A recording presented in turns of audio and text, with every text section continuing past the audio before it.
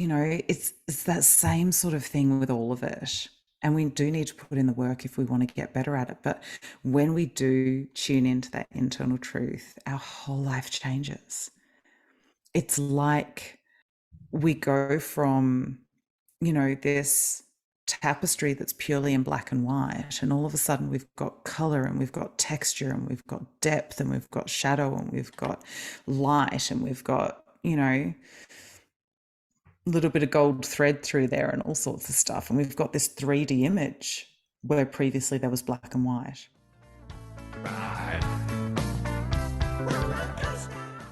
Welcome, everyone. And whether this is your first episode or you've been a long-time listener, thank you.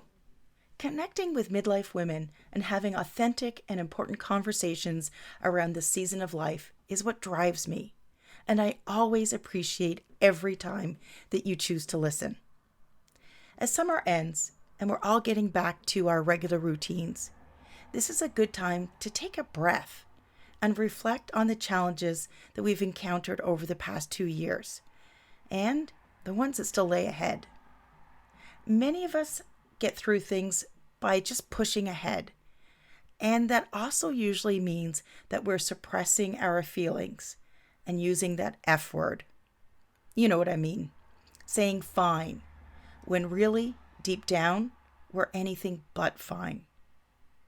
I invite all of you to take some time to acknowledge exactly where you are and what feelings that you may have hidden.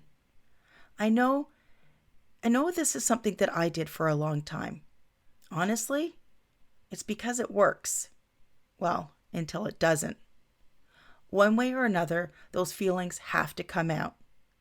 And that's why we need to be able to process them as they come and work on building a strong foundation so that it will support us when things go really wonky.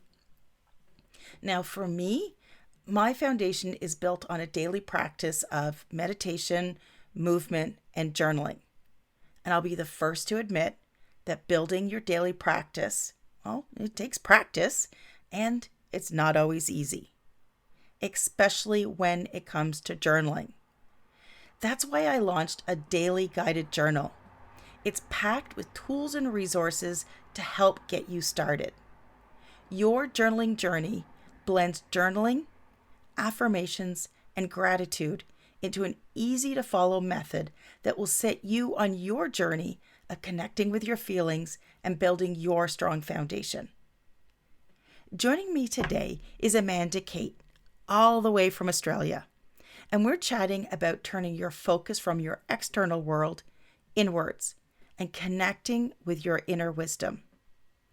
Amanda is a kinesiologist, but in Australia, the practice is a little bit different from what I've seen in North America because it involves blending a wide variety of modalities to provide a balanced approach to heal mind, body, and soul. I had a great time chatting with Amanda, so buckle up. This is going to be one hell of a ride. This is the Roller Coaster Podcast. We are here to help you be empowered and renew your sense of purpose as a midlife mom. This is your time to redefine and reclaim your power as a woman. Just because our kids are getting older doesn't mean that our lives still don't have crazy twists, turns, ups and downs. And that's not to mention what our hormones are doing. We're navigating helping our kids plan their next chapters while quietly wondering, what the heck does my next chapter look like? My name is Lucy Q, wife, mom, podcaster, and journaling mentor. This is a crazy time in your life, but you are not alone. So I'm inviting you to throw your head back, arms in the air, and come along with me for the ride. Life is like a roller coaster, baby, baby. I wanna ride. Roller coaster. Life is like. Welcome to the roller coaster, Amanda. Thank you so much for having me. I'm really pleased to be here. Oh, great. Now, I've got a little bit of a throat thing going on, so I sound a little bit funny. If any of the usual listeners are listening to me, I'm just, my throat's a little bit off, but we're going to keep going. Now, today we're going to be chatting. I think you're more self-conscious than I am. Oh, are you? Because it sounds like really. No, I said you're more self-conscious. Yeah, that's what I'm saying. Is it? I'm not really noticing it. Okay, good. So today we're going to be chatting about shifting our focus from our external world into our internal world. But before we get to that, Amanda, I'm wondering if you can share your journey about reconnecting your mind, body, and soul. Yeah, no, absolutely. I I thought I had a pretty normal kind of upbringing and life and all the rest of it. I was ticking all the right boxes, middle class, Church of England, raised girl, did well at school, met a man, got married, had two kids, all the rest of it. I had moved to the UK for a working holiday visa after, I'd done a bit of uni, and that's where I met my now ex-husband. Um, so it was just, it seemed to be ticking all the boxes. And then all of a sudden, I was needing like 3 hour naps in the afternoon. I was quite unwell. And I'd been miserable for years, to be honest. And I just didn't quite know what was going on. And I'd been to see a lot of doctors and all sorts, and they were doing the blood tests and going, "You're the healthiest sick person we've ever seen." And I'm like, "Great, but I really want some answers." So they're trying to put me on things like antidepressants and the rest of it. And I'm going, "I'm not depressed. Like, I know well enough to know that that's not the issue." And basically, nobody could really get me answers. And it took me getting to a really, really low point for me to start getting answers, because I actually started looking to natural therapies. I looked at nutrition. I was going to a naturopath. I was seeing a Chinese doctor, a chiropractor. I had a lot of different people that I was reaching out to, and in the end, I found a kinesiologist, and it just completely and utterly changed my life. And I think one of the big things was the first questions that I was asked by the psychologist and the kinesiologist was, "Who's got your back in all of this?" And I'm going, "Well, I'm kind of holding everything up here. And if I fall down, it's all coming crashing down." And basically, that's what happened. I didn't have the support structures I needed to feel healthy, to be healthy. And my body was crumbling after years of a tumultuous and quite toxic relationship. Um, and what kinesiology did for me, and all the other things that I was doing, was start me asking myself, well, why do I think that that's the right path for me? Why am I feeling so miserable, even though on paper I've got this seemingly fantastic life? I'm married to a rich, successful man, and we travel the world, and we've got two beautiful children, and everything on paper, like I say, looked great. And in asking all those questions about why I was feeling so miserable, so run down, why my body was breaking so painfully and so badly, I started to hear that internal voice again that I had screamed over for so long and looked outside myself for so long for answers to, that it was just life changing, absolutely life changing. I can certainly relate to your story. And I think many people that are listening can relate to what I call that dreaded checklist. It's that Yeah. it's that thing that we were all sold, that list of Yeah. things, those boxes that you check. And it's almost, that's the lie that we were told, that this is the checklist to happiness. And many of us Mhm. get through checking all of those boxes, and then we wake up one day, and whether it physically manifests itself in illness in our bodies, or it's mentally manifesting itself, and we're really beginning to question who we are and what we Yeah. want out of life, one way or another, I think it always comes to a head for people. And Oh, that's when absolutely. when you have that final break, is when you start that journey. And I think that Mm. that's when you get to meet your true self. Yeah. Oh, absolutely. And it was interesting because I kind of got this calling around the end of my teenage years. I was starting to get interested in, I guess, the more esoteric type stuff. I was interested in the tarot and astrology and all of that. But because of my religious upbringing, that was seen as the occult and the devil's work and all of that sort of stuff. And so I suppressed it and hid it away. And then again, at certain times through my marriage, I'd be, wanting to head in and discover what was going on in that sort of realm. And again, it was people like us don't do things like that type attitude. And then it just got louder and louder.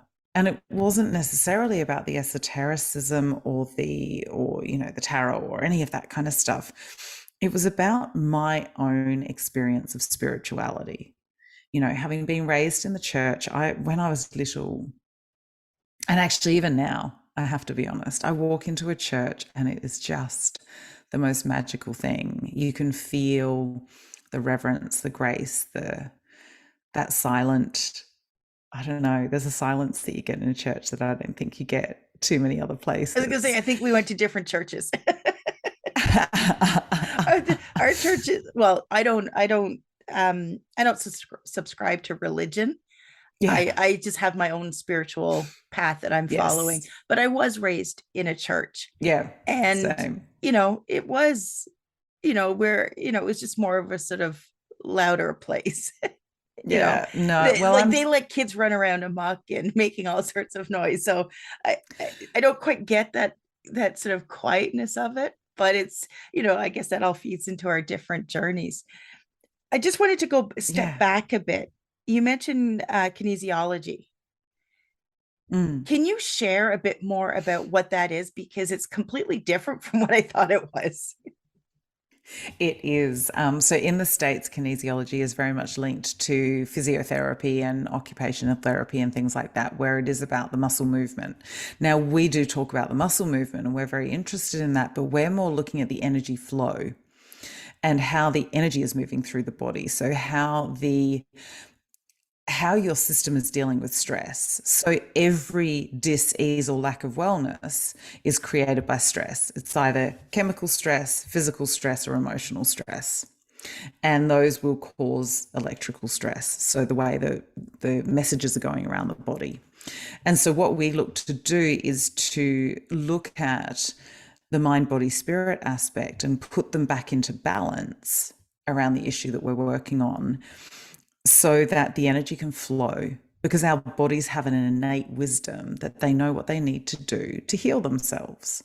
So when you look at something like, say, a tumor, that's like the body trying to collect up all of the bad cancer cells and contain them so that they're not just going madly through the body. So the body's doing a reasonable job. Now, obviously, we need help with things like that, but the body kind of knows what it's doing. We just need to give it a bit of a hand. And so when we're looking at that energetic side of things, it's making sure that, I guess the way I describe it, if you think about the meridians and the other energy systems as rivers through the body, it's like we've got lots of little beaver dams that are creating disruptions to that flow.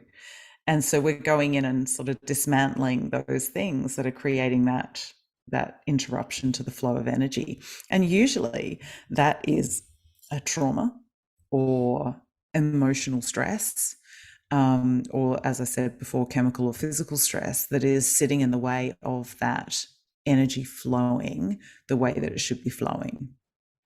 And do you get the energy flowing? Is that similar to Reiki? We have so many different vibrational remedies. We used to joke when I was studying that it's a very expensive hobby. Until it becomes a business, it's very expensive.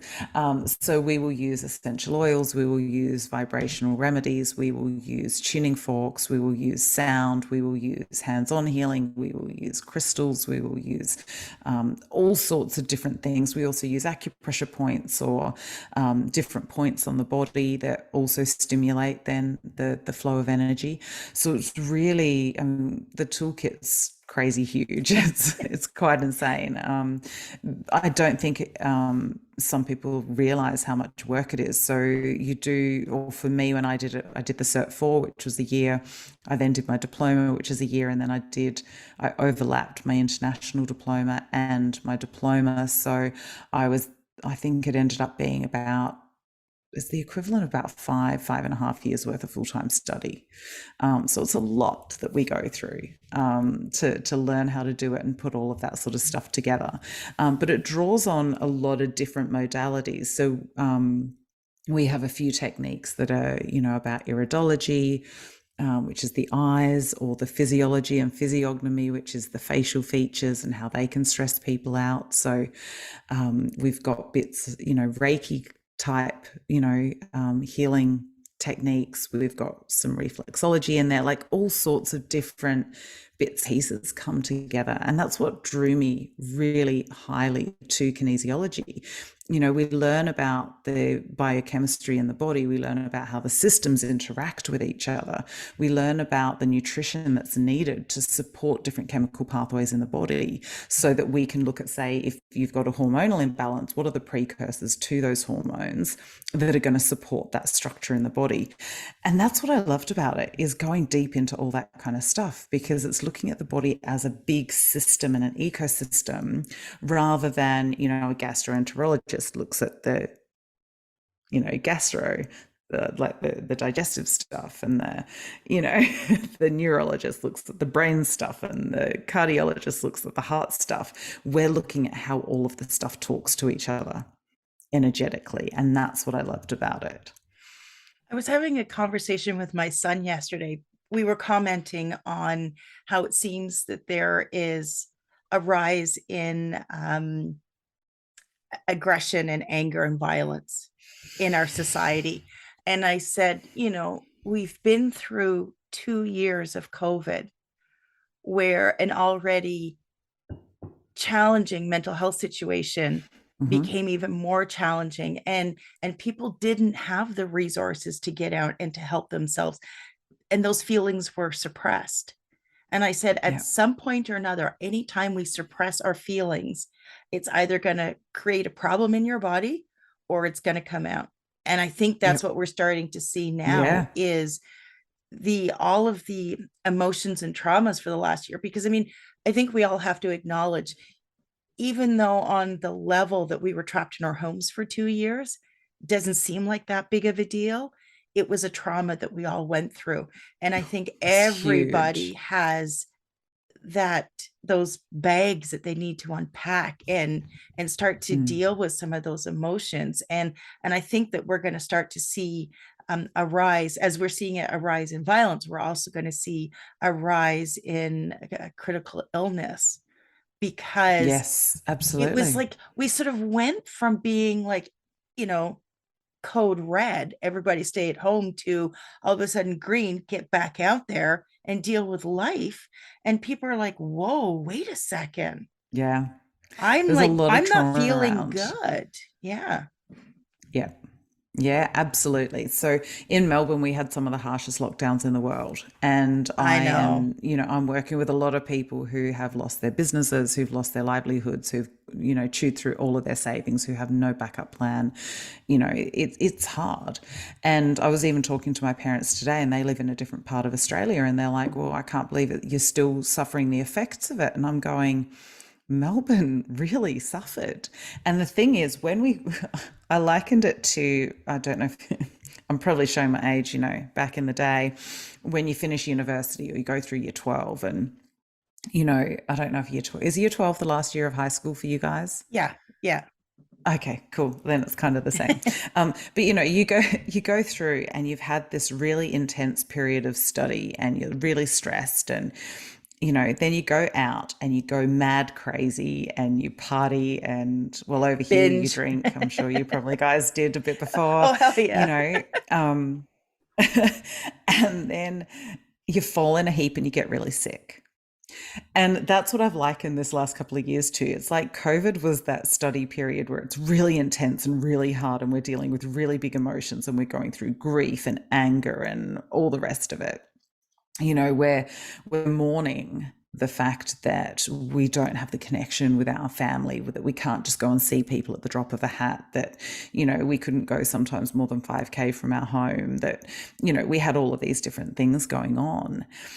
And then everyone got out, last November. We're straight into Christmas season. And certainly in Australia, we go into that sort of spring racing carnival. So we've got all the horse racing. Of course, they had to open up for that because it's too financially damaging to close down for another one of those. Probably shouldn't say that, it's too political. Whoops. It's all good. Yeah. But, and then we're into Christmas.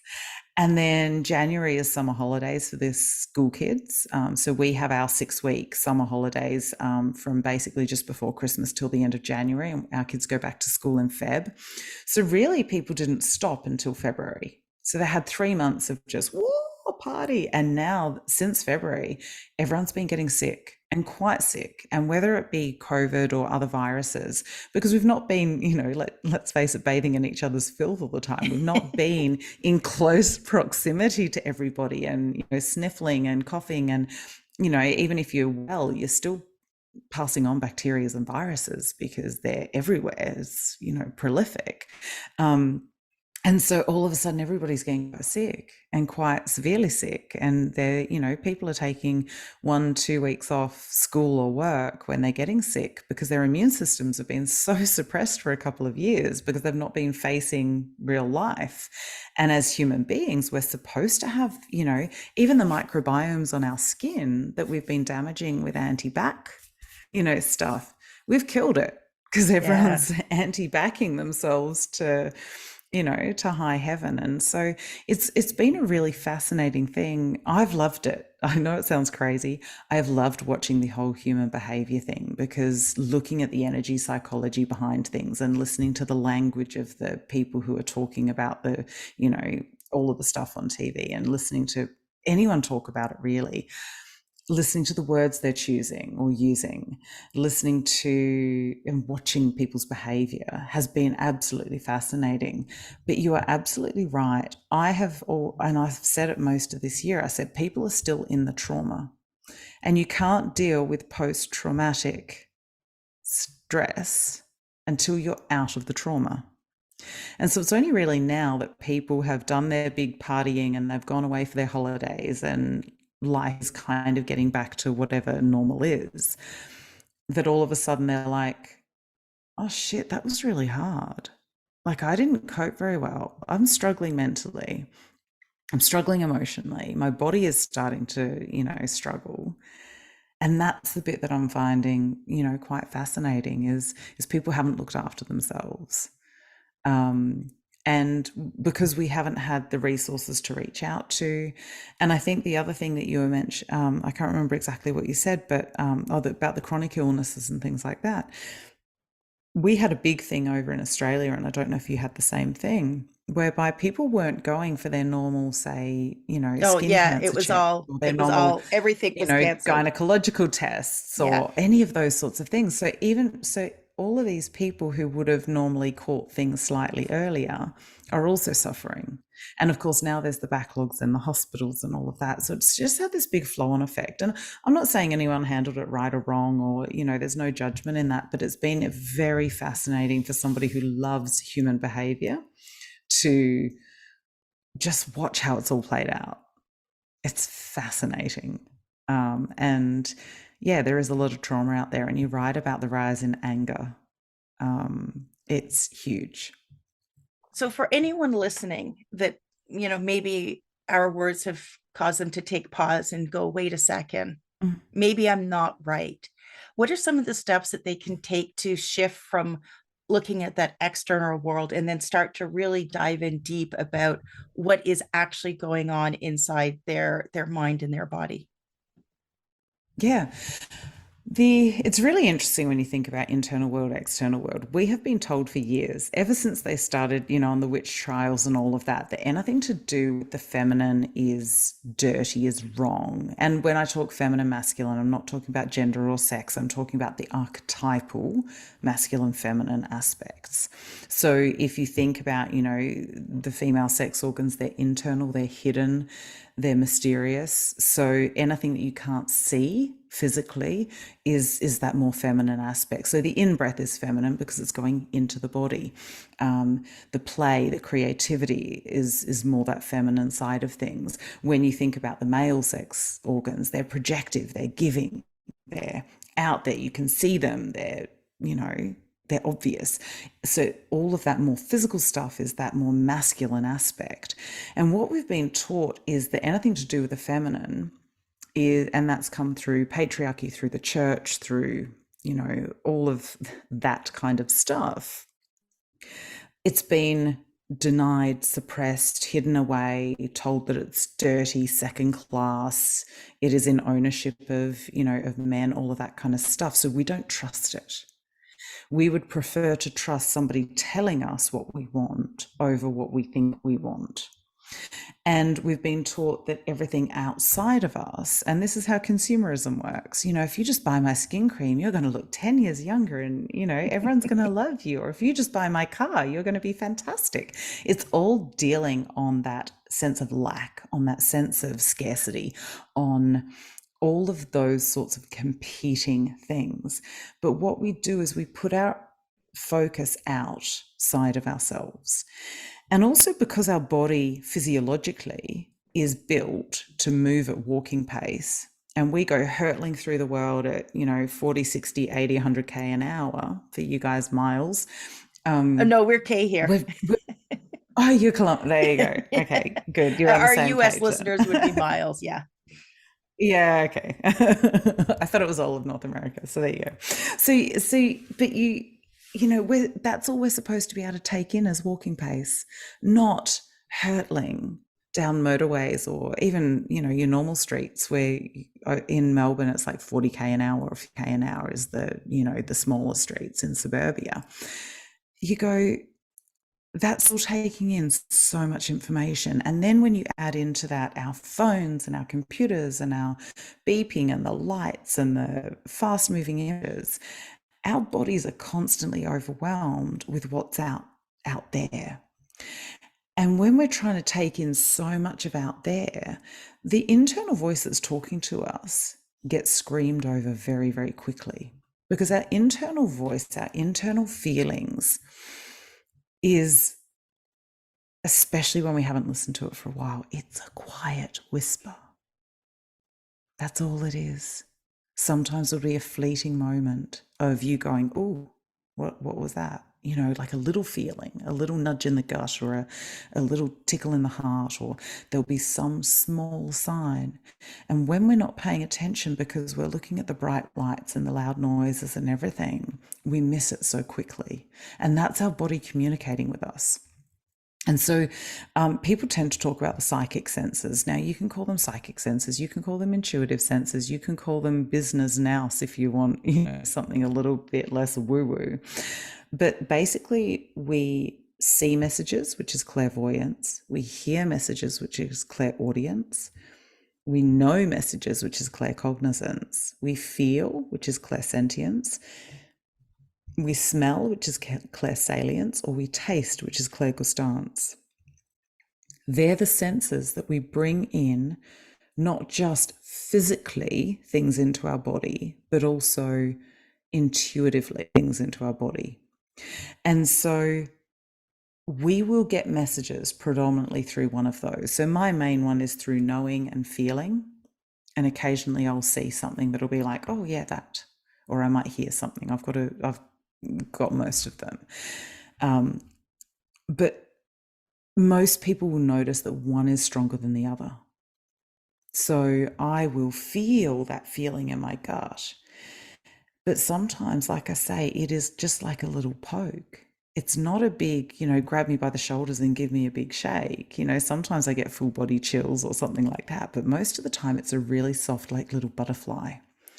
Now, if we're paying too much attention to the external world and everything that's going on and everything that's trying to distract us, we're going to miss those signs. And so we need that time to be. We need that time to slow down. We need that time in nature to reconnect to ourselves. We need to feel into our body. We need to feel where our feet are. We need to feel our breath. We need to look inwards before we choose to look outwards. If you think about those really big things in your life that you've screwed up, for me, jobs that I've stayed in too long, that I knew were really shitty for me, or relationships that were just toxic and nasty, or we know when we should be getting the hell out of there. But what we do instead is we go, oh, no, that can't be right, because this gives me a paycheck and this gives me stability and this is the known and this is what I should be doing. But on a deep level, we really, truly know what we should be doing that is true to our soul rather than true to what everybody else says. And how often do we go around and, survey monkey our friends? It's like that what's that show? The like Family Feud type show, Oh, right, and right. Yeah. the top the top The answer top is, 10. Yeah. you know, yeah, we'll go around and we'll try and get, that top answer that everybody thinks that we should be. Because realistically, when it's those hard, sucky decisions, like, yeah, actually, you really do need to leave that relationship because it's really not good for you. You really need to leave that job, or, you need to do something that you want to do rather than what everybody else has told you want to do. We want somebody else to make that hard decision for us because we don't want to be an asshole. So true. Yeah. And I think it's easy for us to dismiss that inner voice.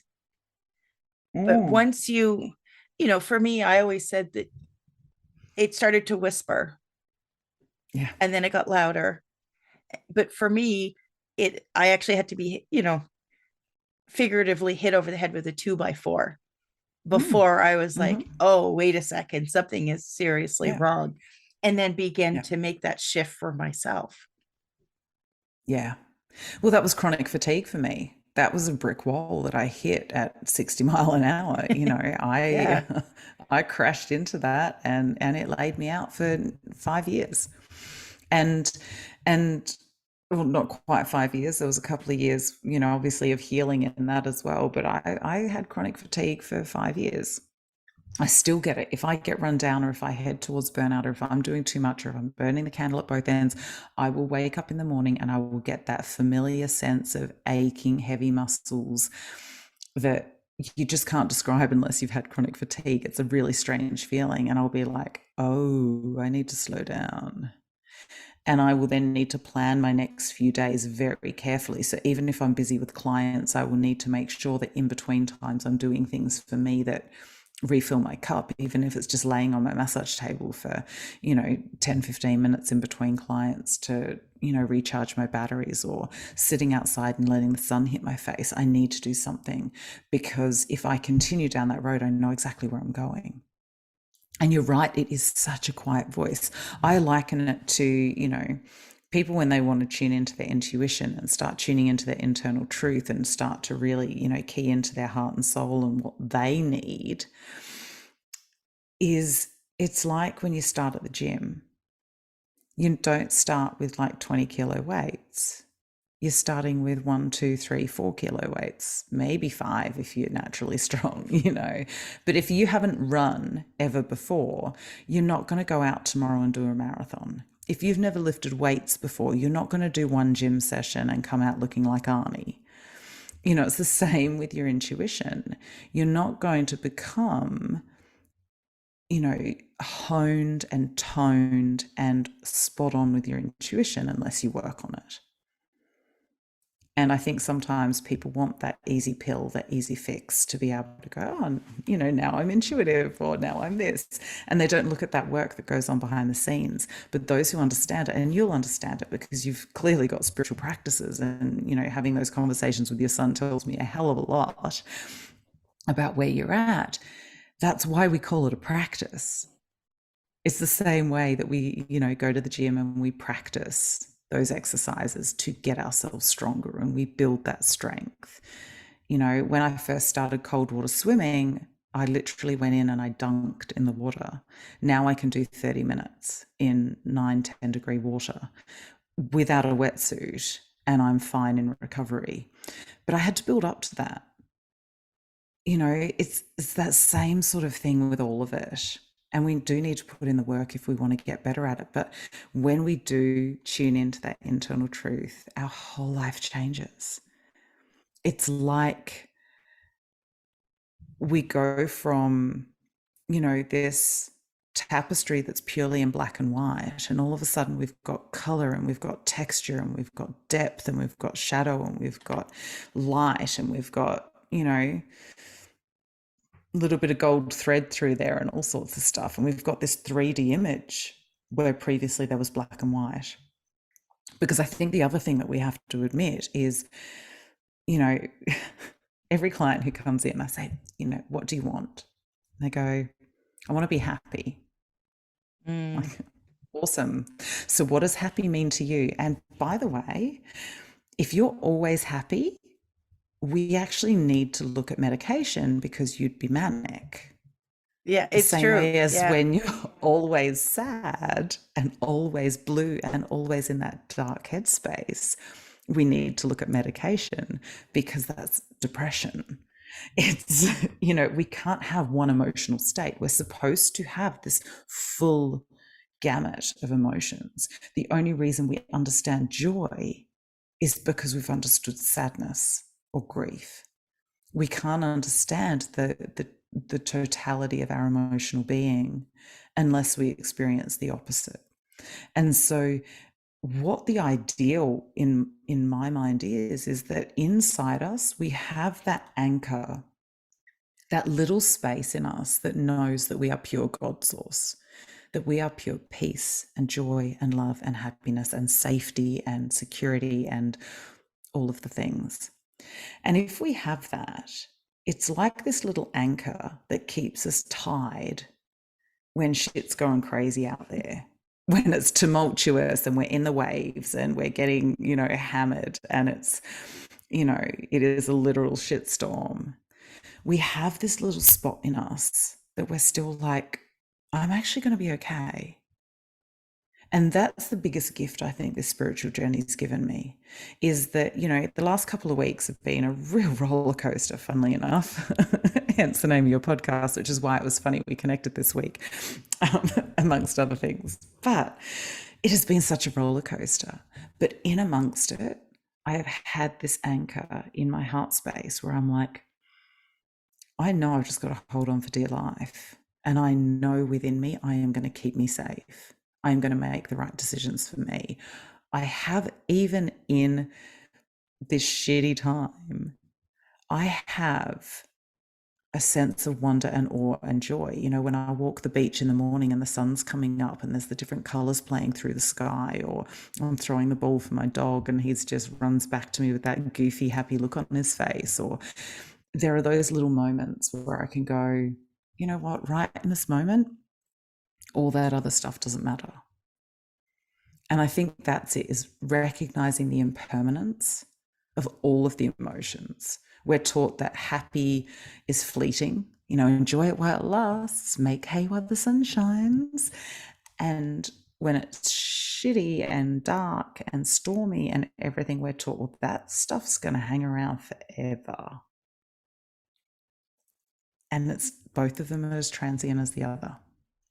Yeah, we need everything in life. It's about balance and Yeah. understanding that there's always going to be an opposite to whatever we are experiencing.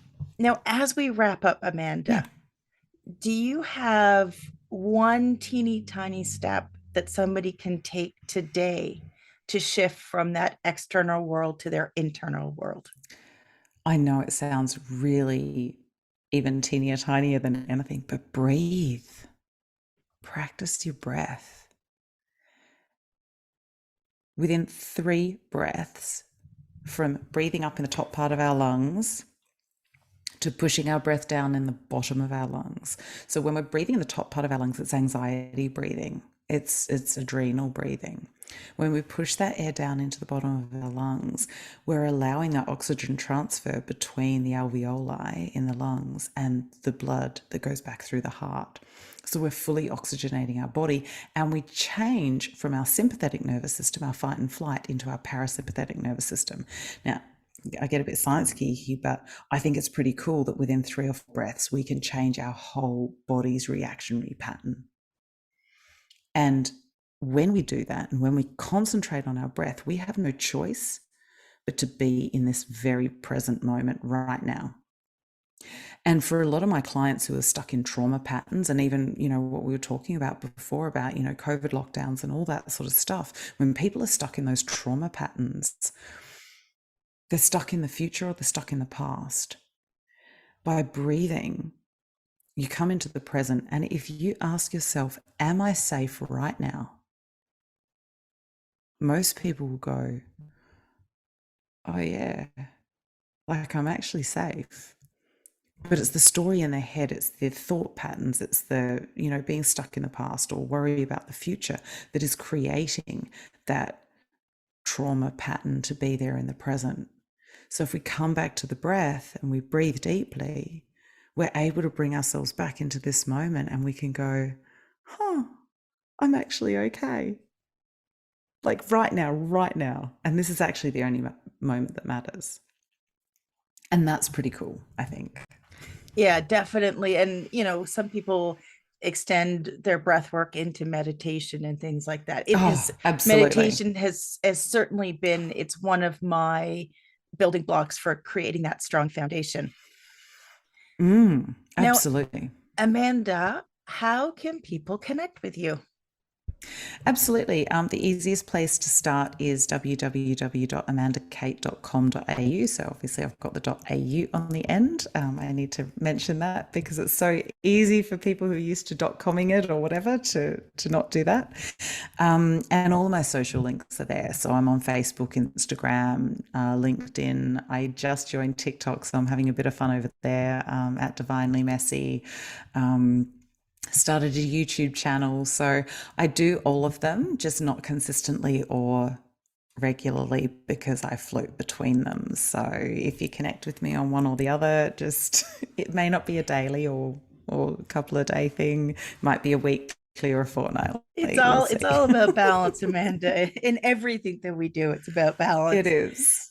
Now, to connect with It is. Amanda, It is. make sure you check out the show notes. I'm going to have some links in there.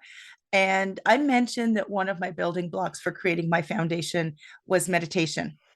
The other thing is my journaling practice. And I know how difficult it can be to start a journaling practice. Many people just sit there staring at a blank page. But excuse me, I'm trying to stop coughing here. But if you want to stop staring at those blank pages and actually start your journaling journey, you can pick up my new guided journal, Your Journaling Journey. It's available on Amazon. And I'm going to have links to that in the show notes as well. Amanda, thank you so much for joining me today. Oh, thank you so much, Lucy. And thank you for bringing such wonderful work into the world. Really appreciate you.